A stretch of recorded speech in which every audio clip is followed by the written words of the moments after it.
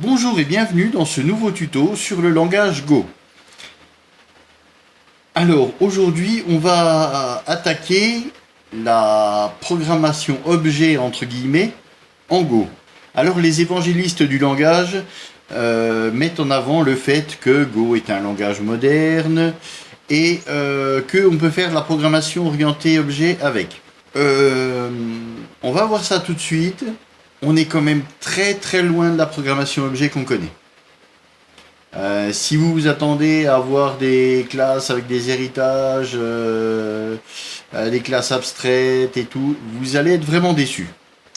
Quand il parle de programmation orientée objet, c'est quand même très sommaire. Eh bien, commençons. Alors, je vais déclarer un nouveau type. Alors, qui va être un type personne. Et ce type va être une struct. Alors en fait, les structs, c'est pas vraiment un type, ce serait plutôt une sorte de métatype. En fait, c'est un ensemble de types. Alors ça fonctionne comme les objets en JavaScript. Enfin, à peu près comme les objets. Ça reste dans le même esprit. Donc ici, notre personne, elle va avoir un nom, un prénom,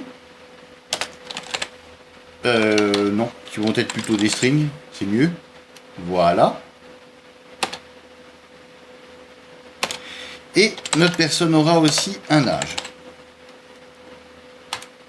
Voilà.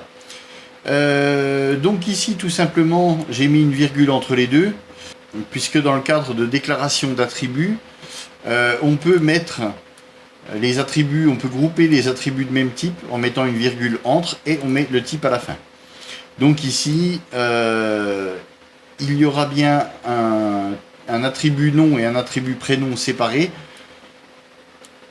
Simplement, pour aller plus vite, on peut faire comme ça. Comme les deux sont des strings, on les regroupe. Mais ce sera bien deux attributs séparés. Et bien ensuite, il va falloir l'initialiser. Alors, pour l'initialiser, on va faire... On a trois solutions. Donc, on va commencer par celle-ci. On va déclarer une personne A. Donc ici, pas de new, pas de choses comme ça. Enfin, à part si vous voulez faire un pointeur sur une struct, mais sinon on n'a pas besoin, on n'a pas de mots-clés new ou quoi que ce soit pour instancier cette struct. Et ensuite, on fait un petit peu comme dans la plupart des langages. Hop. Nom. Alors ici, eh ben on va mettre Einstein, par exemple.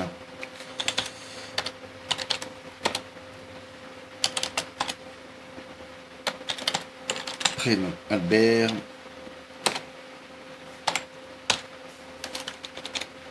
Âge 70. Et maintenant, si je fais... Alors, si je fais un print line, je suis pas sûr que ça fonctionne. Print line de A, ben, on va voir ça tout de suite. Print line de A. Pourquoi j'ai mon event log? Voilà. Donc, avec le print line built-in, ça ne fonctionne pas. Donc, il faut que je passe par FMT print line. On voit au passage qui m'a fait l'import. Voilà. Donc là, on voit bien que j'ai un objet, en fait, avec trois attributs. Alors, j'aurais pu déclarer d'une autre manière. J'aurais pu le déclarer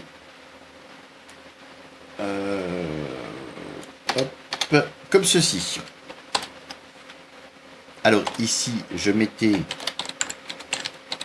Einstein, Albert et 70.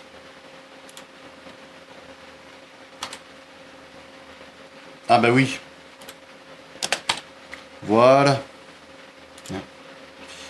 Oui, bah oui, ça marchera mieux comme ça.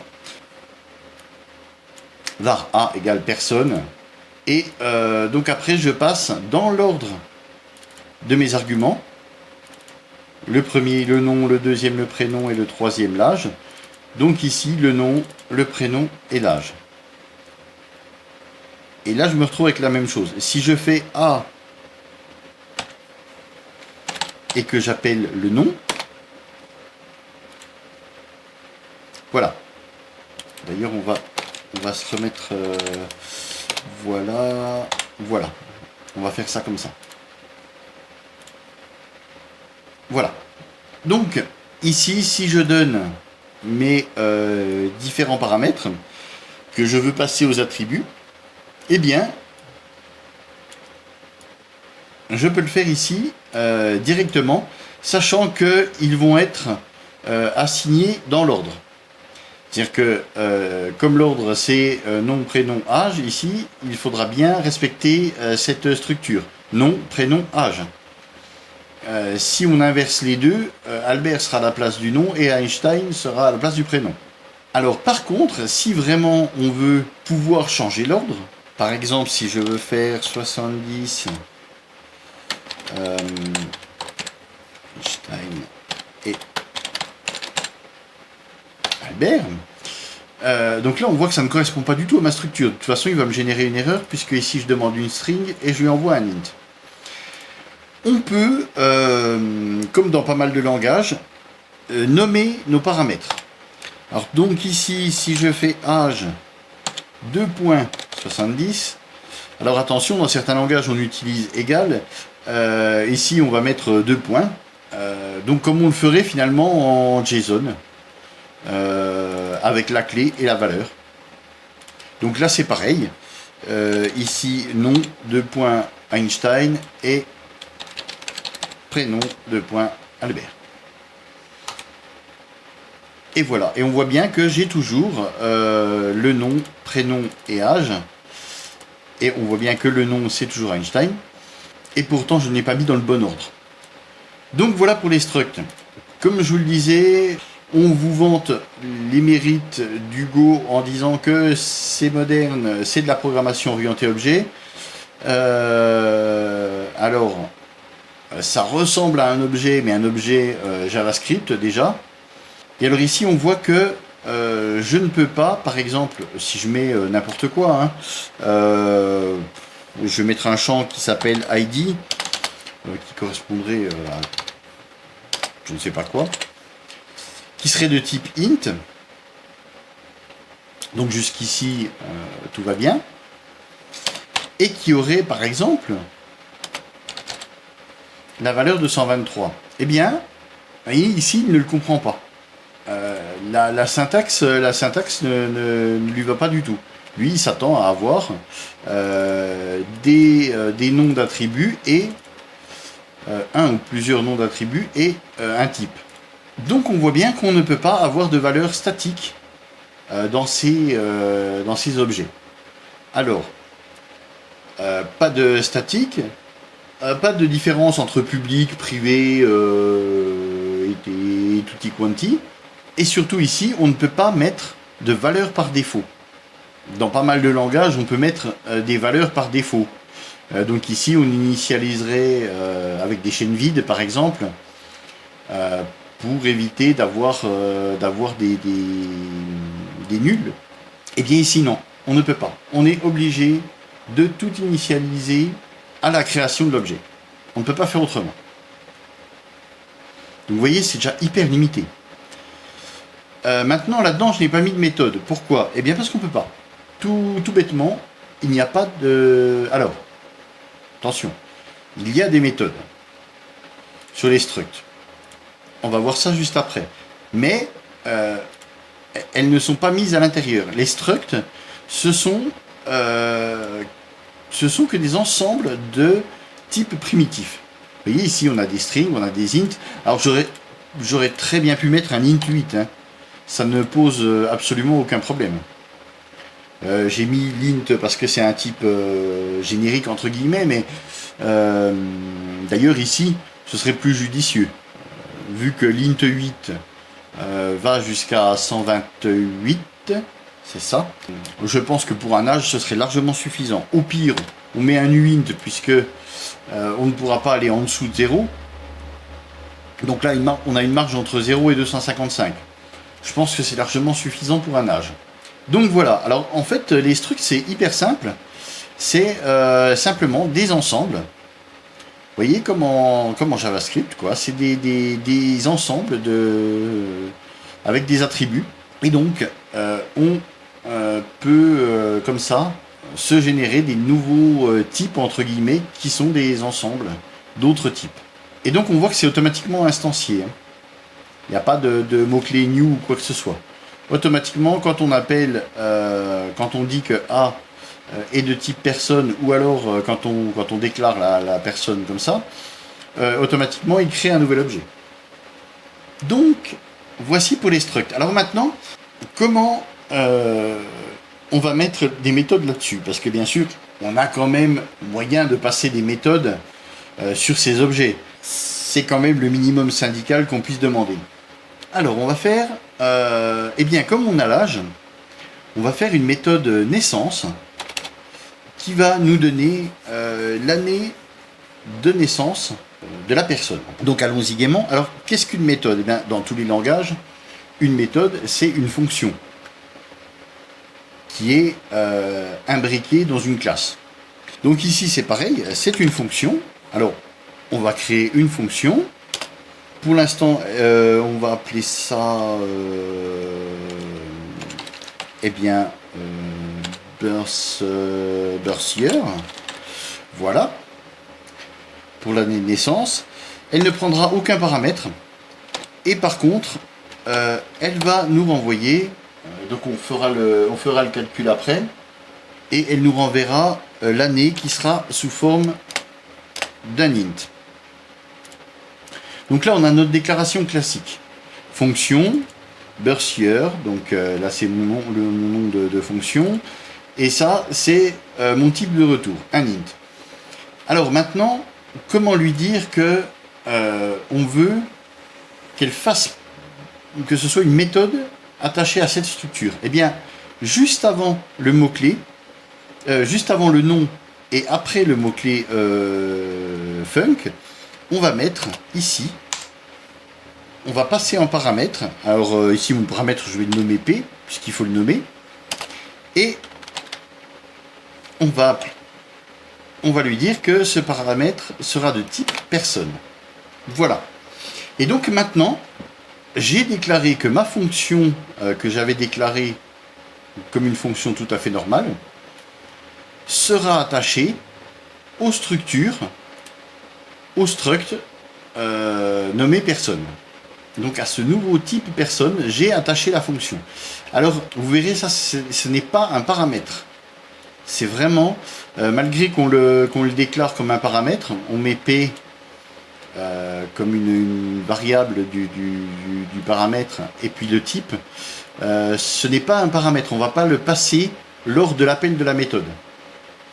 Il va se passer automatiquement si on veut.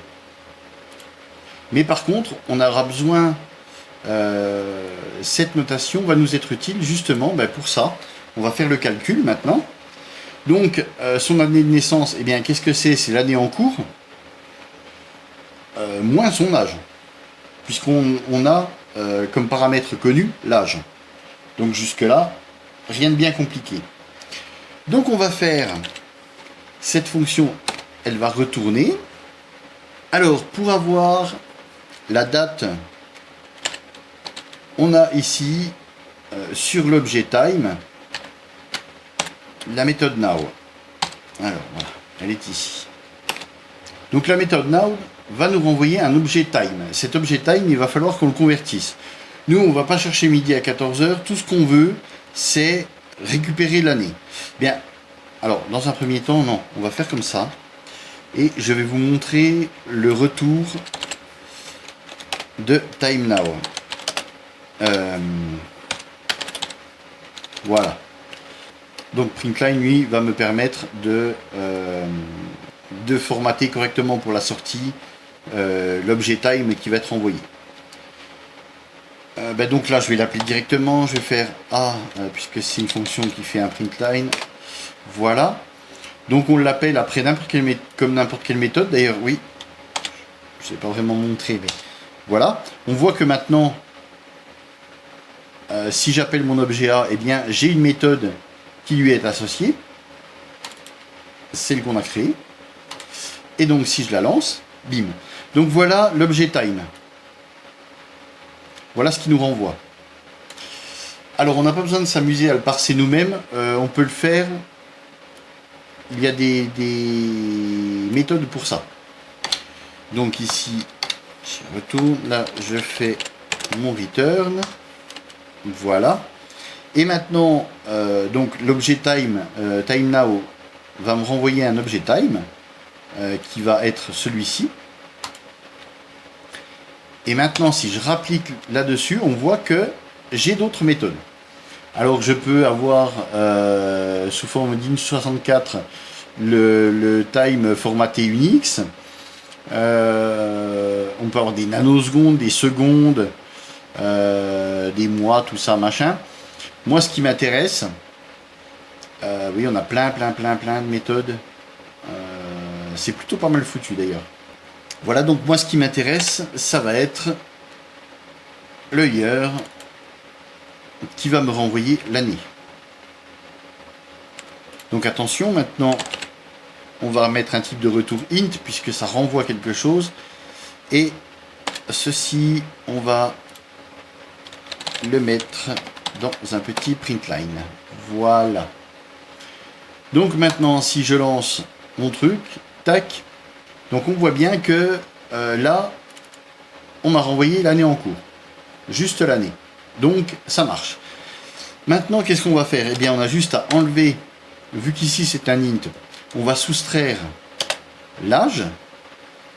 Alors, comment aller récupérer l'âge de la personne? Eh bien, c'est très simple. Ici, on n'utilise pas this ou un autre mot-clé. En fait, ici, on se rappelle qu'on a passé en quelque sorte en paramètre le type de struct sur lequel on veut appliquer la méthode.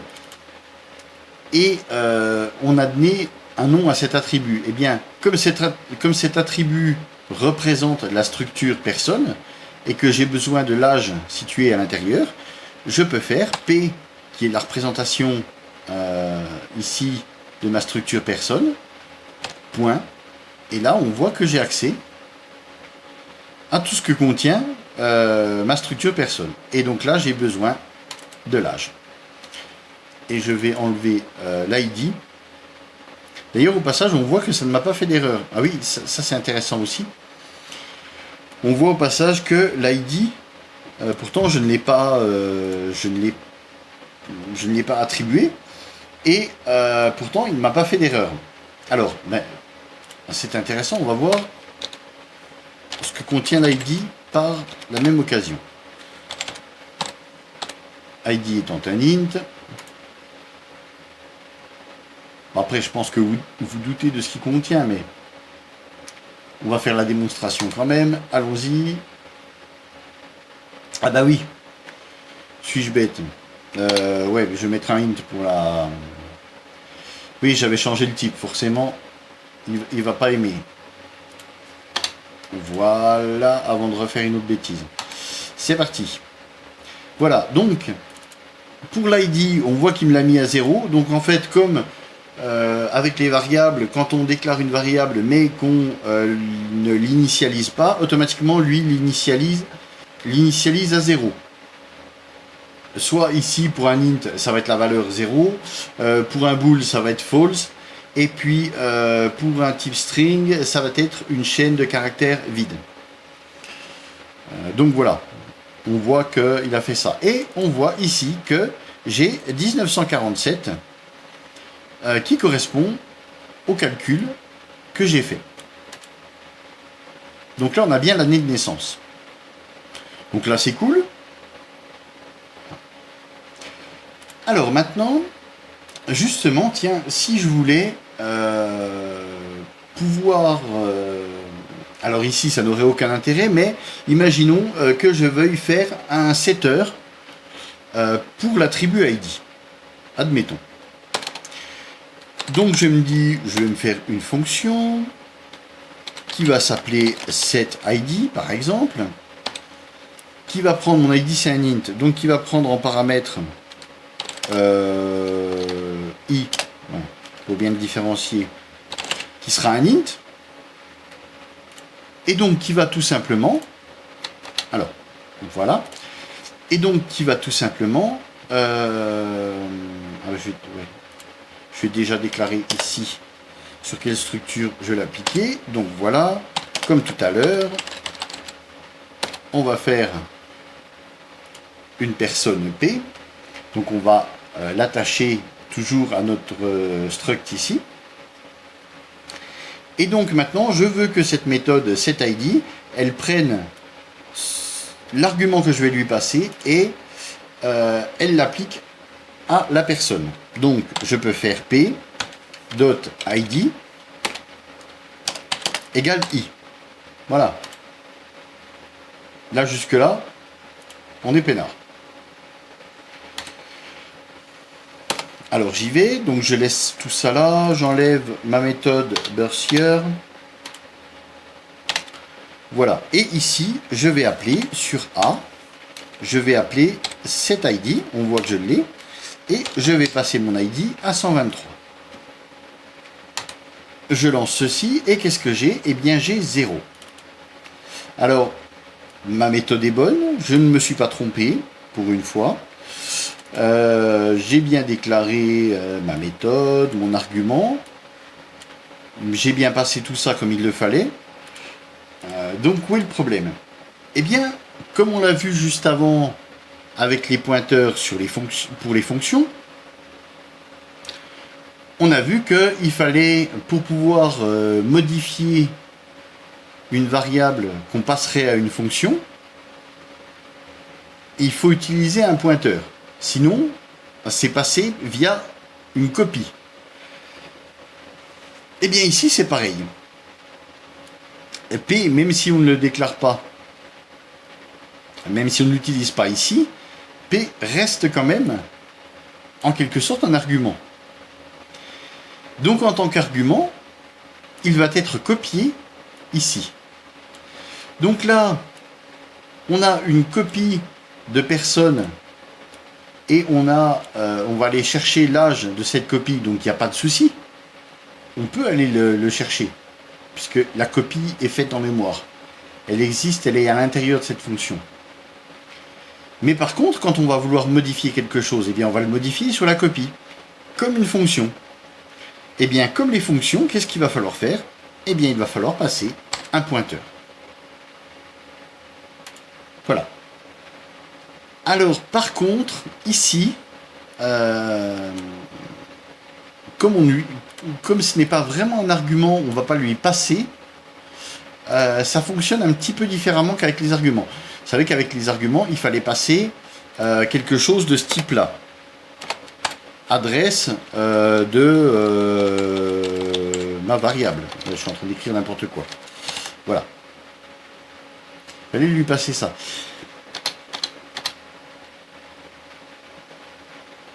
Ici, on a juste à lui dire que, eh bien, on va lui passer un pointeur sur une structure. Tout le reste, il s'en occupe tout seul. Pas besoin de déréférencement ici. Pareil, on fait comme si de rien n'était. Simplement, voilà. Si on veut pouvoir modifier quelque chose dans la structure, un des attributs, eh bien, il y a juste à mettre l'astérisque. C'est tout. On transforme en pointeur, tout le reste se passe tout à fait normalement. Allons-y, voilà. Et là, on voit que mon ID a bien été modifié et il a été seté à 123. Donc ici, on n'a pas besoin de faire ça.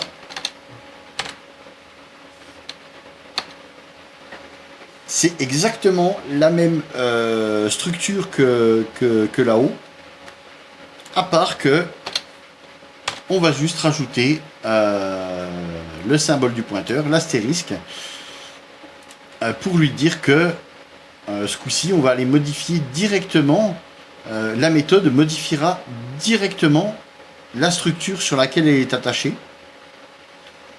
l'instance, du coup, et non plus la copie.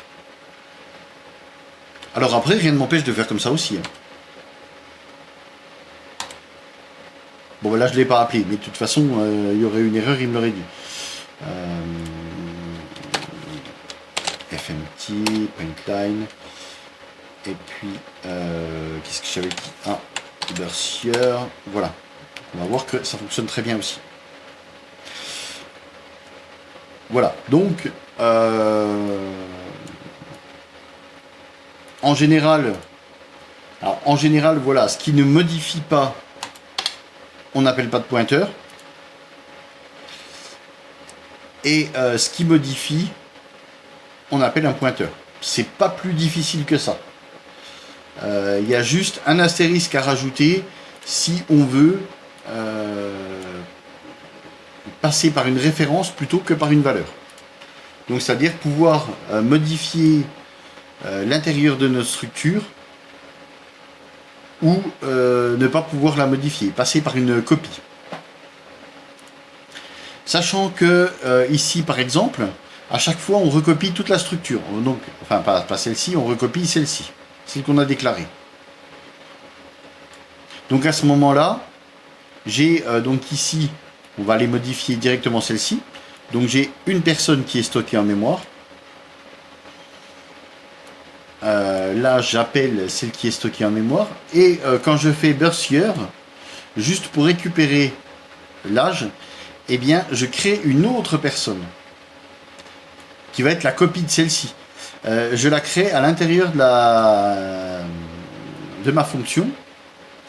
Donc il faut bien savoir qu'après elle est éjectée par le garbage collector, mais en attendant, à ce moment précis où j'appelle ma fonction, eh bien cet objet est copié. Donc on se retrouve avec le double de stockage en mémoire.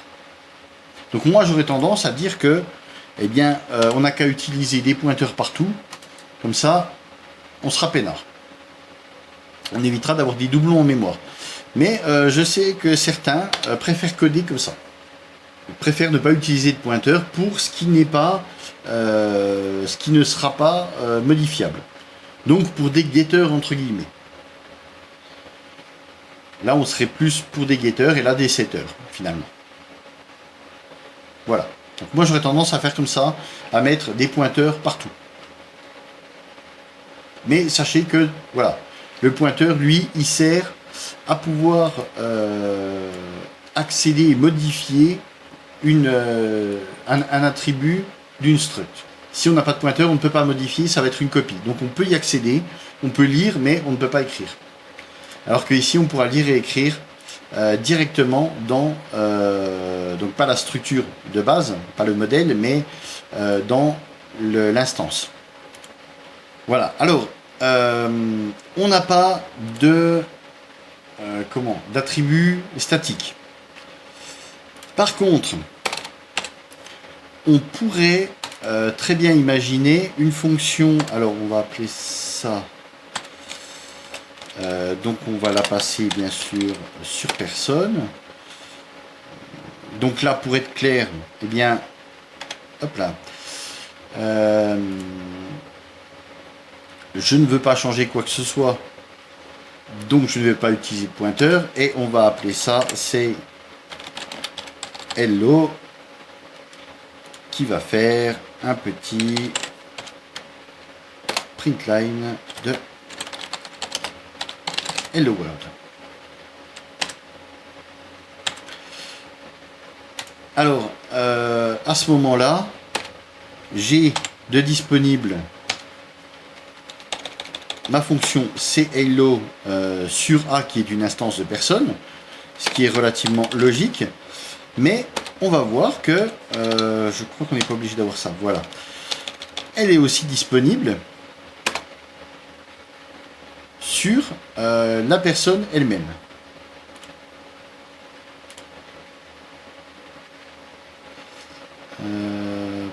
Pourquoi pas assez d'arguments? Qu'est-ce qu'il me dit?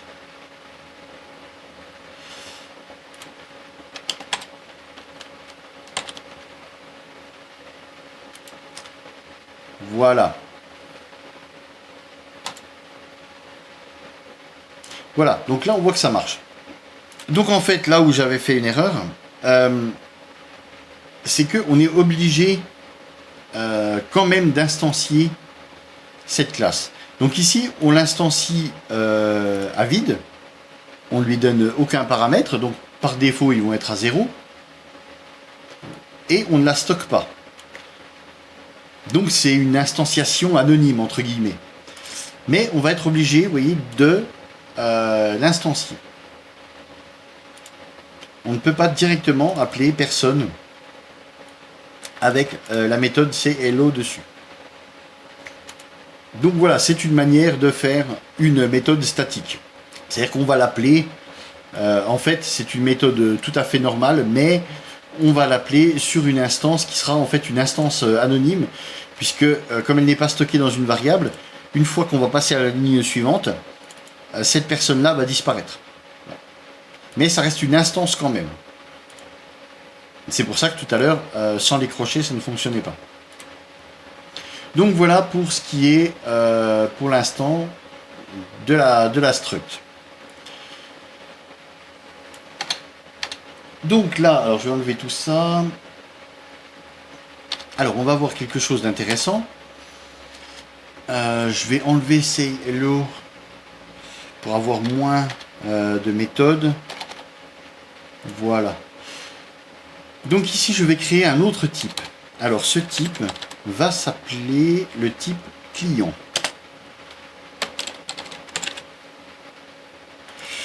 Je vais enlever l'ID. Ici, je vais enlever ça pour l'instant. Voilà. Donc je laisse que la méthode Bursier. Donc je vais créer un client qui va être une struct. Et cette struct, elle aura un numéro de client qui va être un int parce qu'on va pas s'embêter. Et donc ici, moi ce que j'aimerais, c'est avoir une personne. Et bien comme personne c'est un type, et bien on peut très bien le passer en attribut. Donc on va désigner, on va appeler ça pers, qui sera de type personne. Voilà. Alors comment on va initialiser ça? Eh bien on peut le faire de cette manière. On va faire var b qui sera ce coup-ci un client, et ce client donc aura un numéro de client qui sera 1, 2, 3, 4, et il va falloir lui passer une personne. Et bien une personne, on en a une ici, c'est A. Donc on va lui passer, voilà, la personne A. Alors voyons maintenant comment ça fonctionne. Si je fais non. Alors, pour accéder à mon numéro de client, on se doute, on va faire B, qui est le nom du client.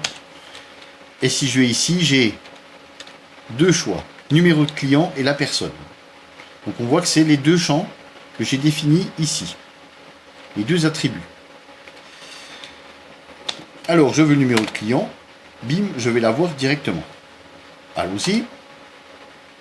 Voilà. Maintenant, qu'en est-il si je veux le numéro de... si je veux le nom de la personne? Alors, je vais faire B, point. Alors ici, il va falloir que j'appelle mon client, ma personne, qui est ici. Et depuis la personne, je vais pouvoir aller chercher son nom. Voilà. Donc ici, avec de cette manière-là, je vais appeler dans un premier temps, donc je vais appeler B. Sur B, je vais aller chercher son champ, son attribut personne. Et l'attribut personne étant lui-même une structure et ayant des attributs, je vais aller chercher son nom. C'est très simple comme c'est surtout très logique comme structure. Une structure a des attributs, elle-même fait partie d'une autre structure. Donc j'aurais pu avoir plusieurs structures, j'aurais pu avoir une personne, mais j'aurais pu avoir par exemple une liste d'achats qui aurait été une autre structure avec des noms et des noms et des prix et des quantités, je ne sais quoi. Donc on peut comme ça imbriquer différentes structures. Alors vous allez voir, on va pas les voir ici. Vous allez sûrement entendre parler, si vous vous renseignez un petit peu sur Go, des linked lists, des listes liées. Eh bien, les listes liées, c'est exactement ça. C'est des structures dans des structures. Il n'y a pas d'autre mécanisme. Ça utilise ce mécanisme-là, sauf que au lieu d'utiliser quelque chose qu'on va appeler perse ou je ne sais quoi, on va l'appeler next. Et bien souvent, ce sera un pointeur sur une personne. Mais bon, voilà.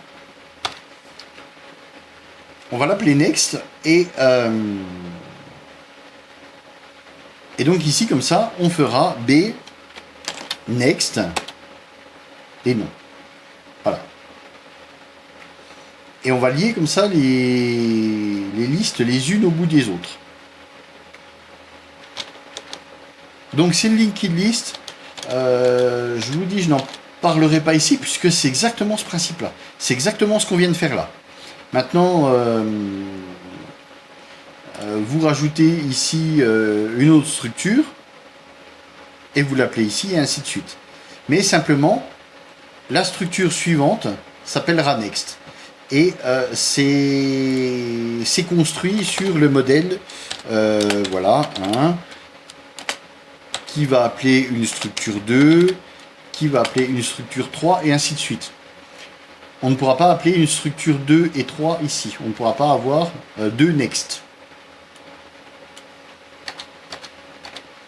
C'est automatiquement une structure qui mène à une autre structure, qui mène à une autre, et ainsi de suite. Alors que ici,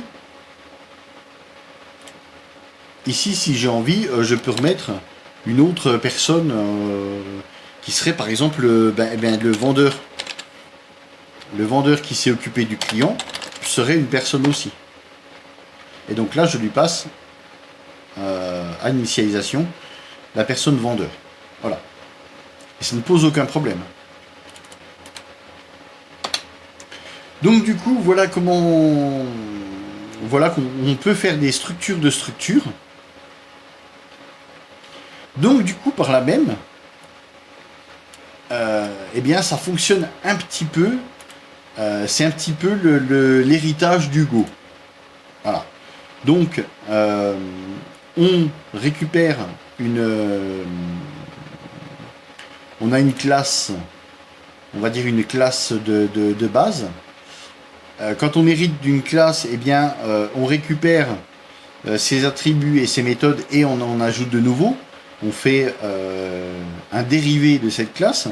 Donc ici, eh bien, c'est pareil, on rajoute un attribut. Non, celui-ci. On rajoute un attribut et on récupère via un autre attribut l'ancienne classe. Alors je pourrais très bien faire ici une fonction qui pointe sur client et non pas sur personne. Ça marche aussi. Hein. On a ce principe-là. Donc on peut vraiment faire une sorte d'héritage finalement. Alors vous allez me dire, oui, mais alors dans les autres langages, quand on hérite, on a accès directement. On ne passe pas par la classe parent pour aller appeler ses attributs. Ça se fait directement. Ici, je ferai b.nom et j'accéderai à l'attribut nom dans la classe parent, entre guillemets. Même si ici, ce n'est pas vraiment de l'héritage. Hein. On a une structure qui contient une autre structure. Mais dans l'esprit, on peut faire de l'héritage. Et bien justement, ils ont pensé à ça. Là, ici, j'ai nommé mon attribut. Et si je ne nomme pas mon attribut, alors je lui dis simplement, voilà, tu auras un attribut client, numéro de client, qui sera un int, et tu auras une personne. Et bien ce coup-ci, ça fonctionne exactement comme l'héritage. Ce coup-ci, je peux appeler, on va voir si je mets le point ici, je peux appeler nom, prénom, numéro de client, qui fait partie de ma struct client, mes noms, prénom, âge, on va prendre le prénom par exemple maintenant. Voilà, tout ceci fait partie de la personne et non pas du client, mais je peux y accéder directement si je ne nomme pas mon attribut. C'est pas plus compliqué que ça, je nomme l'attribut, je suis obligé de passer par celui-ci et après d'aller chercher l'attribut de l'attribut. Et si je ne le nomme pas, je lui dis bah, tu me passes quand même une personne, lui il va l'attendre quand même en initialisation, mais voilà, je peux accéder directement. Donc là j'ai vraiment quelque chose qui se rapproche de l'héritage. Donc voilà pour ce qui est en gros pour les structs. Donc comme vous pouvez le voir, c'est pas super compliqué. Ça ressemble vraiment à des objets en JavaScript un petit peu. Alors par contre c'est pas du tout comme les classes. On a un système qui peut être considéré comme un système d'héritage avec l'attribut nommé ou non. Et puis après on attache les méthodes une par une. Alors ça c'est très embêtant, sachant qu'on est... alors déjà, on n'émet pas directement dedans, donc ça n'aide pas à la lisibilité du code, puisque quand la fonction est directement à l'intérieur, eh bien on se rend compte tout de suite, on voit bien que là, bon, si on a tout un tas de structs, il va falloir aller chercher les méthodes beaucoup plus bas. Enfin, ça va, je trouve que ça alourdit vraiment visuellement le code. Et il y a aussi une autre joyeuseté. Imaginons que je veux faire un type personne 2. Personne 2, qu'aurait, je sais pas quoi, qu'aurait lui, tiens, par exemple, comme tout à l'heure, un ID qui serait un int. Voilà. Donc là, je fais pas un héritage, mais l'exemple est vraiment fait au pif. Il n'est pas très concret, mais voilà. Et donc, imaginons que sur cette personne 2, je veuille attacher exactement cette méthode-là. On pourrait se dire, comme elle est détachée, tiens, ça peut être sympa. On va rajouter, par exemple, P2 qui serait un type personne 2. Eh ben non, ça n'est pas possible. Alors ça, c'est quelque chose qui serait plutôt pas mal à ajouter, c'est-à-dire l'accrochage entre guillemets de méthodes sur différentes structures. Donc pour l'instant, on ne peut pas. Donc si vraiment je veux avoir la même méthode sur une struct différente, je vais être obligé de faire un copier-coller et ici de mettre personne 2.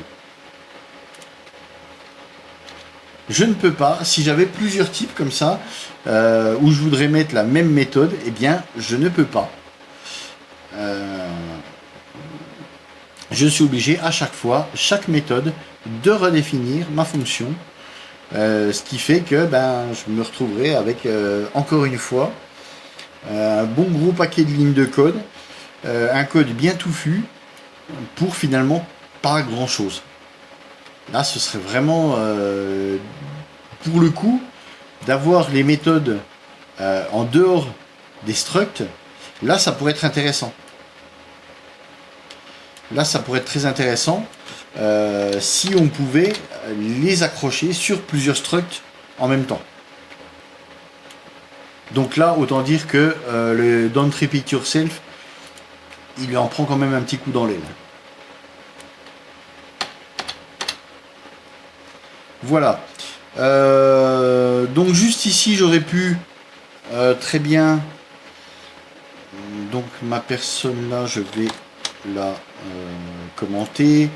Et ici, j'aurais très bien pu déclarer une personne, puisque là, on va être obligé de créer une variable. On va lui assigner la personne, donc première allocation mémoire. Et ensuite, on va créer un client qui va être le dérivé de cette personne, deuxième allocation mémoire. Alors j'aurais pu par un système de pointeur demander ici un pointeur sur une personne et dans ce cas-là je pointais directement sur ma variable, ce qui évitait d'avoir une deuxième allocation mémoire pour ces données-là. Mais si j'ai pas besoin de la personne elle-même, si vraiment je veux faire un client directement à l'intérieur, eh bien il va falloir que je lui passe une personne. Je ne peux pas directement lui passer les paramètres comme j'ai été ici directement les rechercher. Je vais être obligé de créer une personne. Alors ici, elle ne sera pas stockée dans une variable, mais je vais recréer une personne. Donc ici,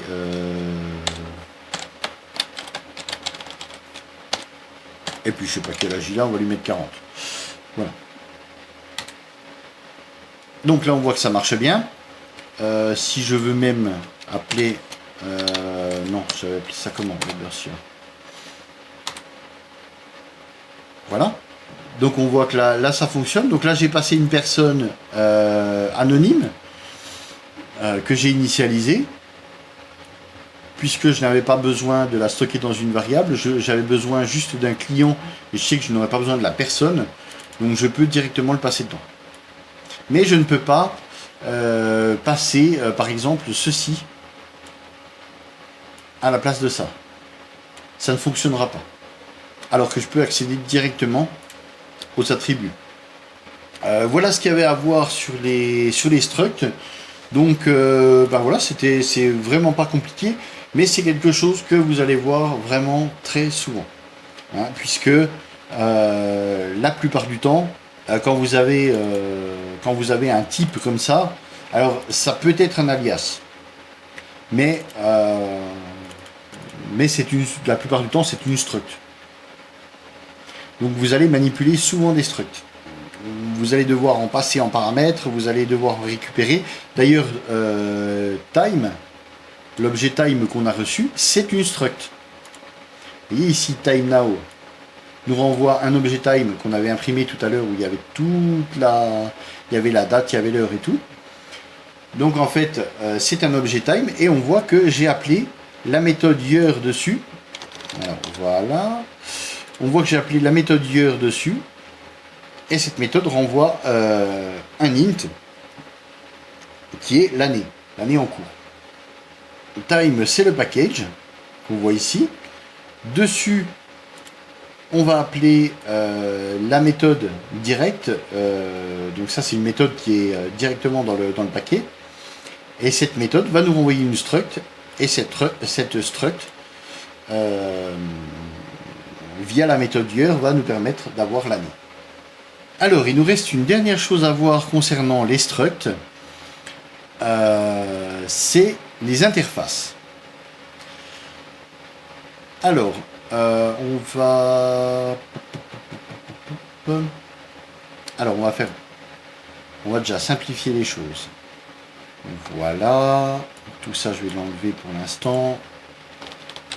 Hop là, on s'en fiche un petit peu. Voilà. Je vais garder ça. Alors, type. Ici, on va définir l'interface, on va l'appeler inter, par exemple. Et on va dire que c'est une interface. Voilà. Et donc, ici, on va mettre birth year. Non, on va faire autrement. Voilà. Donc ici, on a défini une interface avec à l'intérieur une fonction hello. Alors contrairement au struct, les interfaces, elles, n'ont pas d'attributs, mais elles ont des méthodes. Alors, comment fonctionnent ces interfaces? Eh bien, on va voir ça. Alors, bien, je vais enlever cette fonction-là. Voilà, on va la remplacer par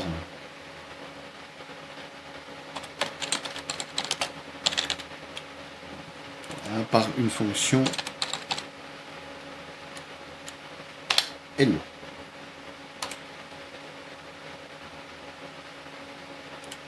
Donc voilà, j'ai défini une interface qui aura une méthode hello. Donc là, si je fais une fonction qui va prendre, qui va s'appeler test, qui va prendre en paramètre PER qui sera de type personne, on s'embête pas avec un pointeur, ici on va rien modifier du tout. Donc on va faire au plus simple, et sur cette personne, eh bien on va appeler la fonction hello.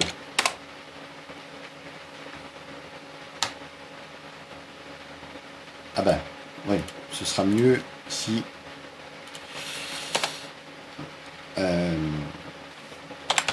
ici je fais un hello. Non, décidément, si ici je fais test et je passe A en paramètre. Hop.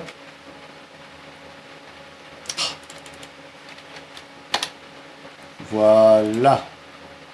Ça y est. Donc là, on voit que ça marche. Donc maintenant,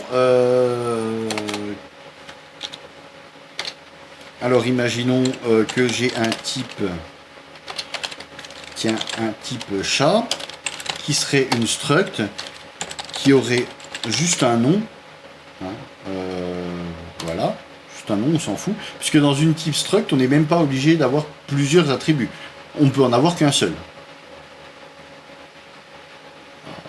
Vous allez me dire, il n'y a pas gros intérêt. Ben si, puisqu'on peut, on peut justement, comme ça, après, ajouter des méthodes directement sur cette struct. Chose qu'on va faire. Donc ici, moi, je vais copier cette méthode-là. Et je vais, donc ici, on va appeler C, qui sera un chat. Et ici, de miaou. Alors, ce qu'on pourrait faire, c'est redéfinir une méthode. Alors, faire une méthode test2 qui prendra, elle, un chat, et ainsi de suite. Maintenant, ce que j'aimerais pouvoir faire, c'est passer n'importe quel type du moment qu'il a une méthode hello. Je m'en fous de savoir ce que cette méthode va ressortir. Je sais qu'elle ressortira plus ou moins le même genre de choses. Ici, ça va m'afficher une string. Simplement, il y aura une différence selon la struct. Eh bien, l'interface sert à ça.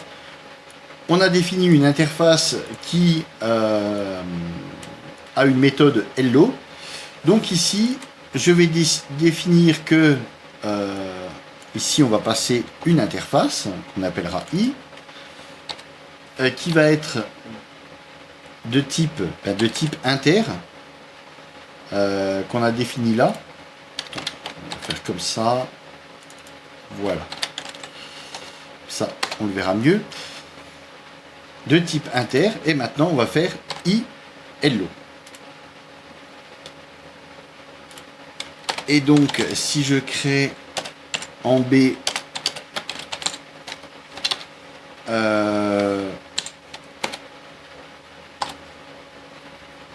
un chat qui s'appellera Pimousse, par exemple.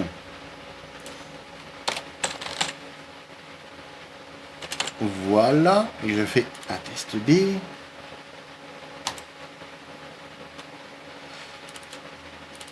Eh bien, on voit que mes deux fonctions hello ont été appelées, malgré que ce soit des structs différentes. Donc, l'interface, elle va juste définir des méthodes qui seront obligatoires. Et dès l'instant où on lui passe une struct qui correspond, qui a une méthode, qui a la méthode ou les méthodes demandées, dès l'instant où ça correspond, eh bien, elle sera acceptée. si la méthode chat n'avait pas de fonction hello, et bien ici, alors là, il ne met pas d'erreur, mais voilà, il n'est pas de type inter. Comme il n'a pas de méthode hello,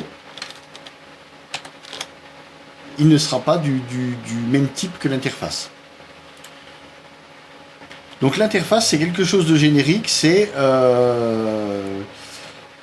l'interface ici va nous dire, bah écoute, tu peux passer n'importe quel struct dès l'instant où elle remplit ces conditions-là, c'est-à-dire avoir une méthode hello. Tout le reste, elle peut avoir 12 000 méthodes, elle peut avoir tout ce qu'elle veut. Dès l'instant où elle a une méthode hello, elle remplira les conditions pour être utilisée. Donc ici, voilà, où on définit dans la fonction qu'on veut un type inter qui est une interface qui demande que au minimum il y ait une fonction hello. Et là, hop, on a notre fonction, comme on a notre fonction hello attachée sur nos deux structs, on est tranquille, il n'y a pas de souci, on peut passer les deux à la fonction test. Donc voilà, c'est à peu près tout ce qu'il y avait à savoir sur les structs.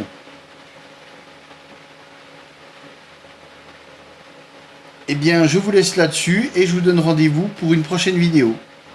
Salut!